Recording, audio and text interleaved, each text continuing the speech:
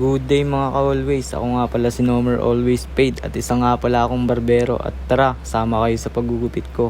Niligpit na din natin ang pinagigaan natin dyan. Syempre, huwag kakalimutan mag-almusal.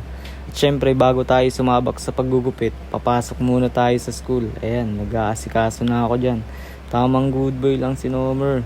Pagkatapos nga pala sa school, lilinisin na natin ang pwesto natin. Syempre, aayusin natin ang mga gamit. Tamang sideline lang pagkatapos sa school. At sa mga nagtatanong kung paano ako natuto maggupit, halika't makinig ka.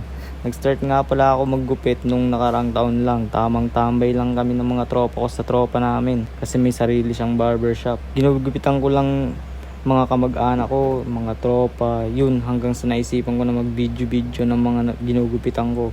Tas yun, may nagchat na sa akin na magpapa-home service.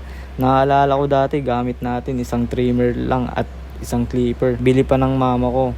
At sa mga nagtatanong pala kung paano ako natuto maggupit, tinuruan lang ako ng tropa kong si Jilo kasi may barbershop sila. Kaya kung ikaw nagugupit, huwag kang matakot magkamali.